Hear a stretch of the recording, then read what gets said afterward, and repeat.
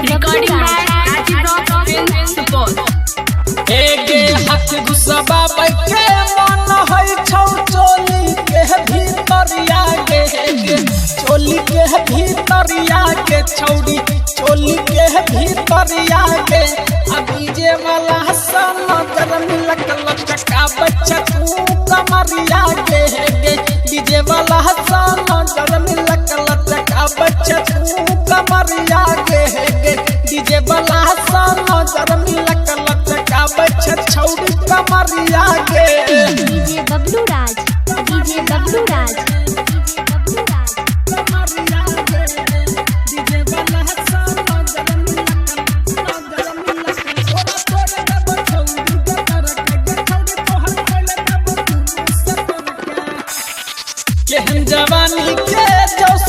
छौड़ी डीजे वाला का पटावे छिगे डीजे वाला का पटावे छिगे छौड़ी हमरा तू हटावे छिगे आ डीजे वाला हसन जगमी लकलच का छी तू कमरिया के छौड़ी डीजे वाला हसन जगमी लकलच का छी तू कमरिया के छौड़ी डीजे वाला हसन जगमी लकलच का छी तू कमरिया गे डीजे बबलू राज डीजे बबलू राज डीजे बबलू राज कमरिया गे डीजे वाला हसन गरम लकल तोरा देब छौड़ी बतर के छौड़ी तोहर पहले देब डौसन या पार टन छिए मोबाइल में पिन घुसई तौगे टंकी में डीजल दे तौगे छौड़ी टंकी में डीजल दे तौगे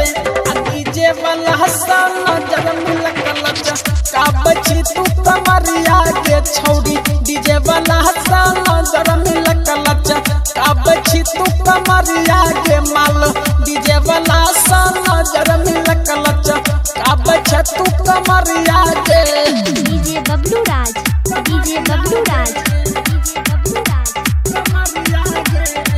डीजे वाला हसन गरम तोरा देब छौड़ी बतर के छौड़ी तोहर पहले देब प्रेमी परमानंद सा करबे है छोटा नोचे छोली के भीतरिया के छौड़ी नोचे छोली के भीतरिया के माल नोचे छोली के भीतरिया के आ संजय सुगम सा नजर मिलकलच का बच्चा तू कमरिया के छौड़ी संजय सुगम सा नजर मिलकलच का बच्चा तू कमरिया के माल डीजे वाला सा नजर मिलकलच का बच्चा तू कमरिया के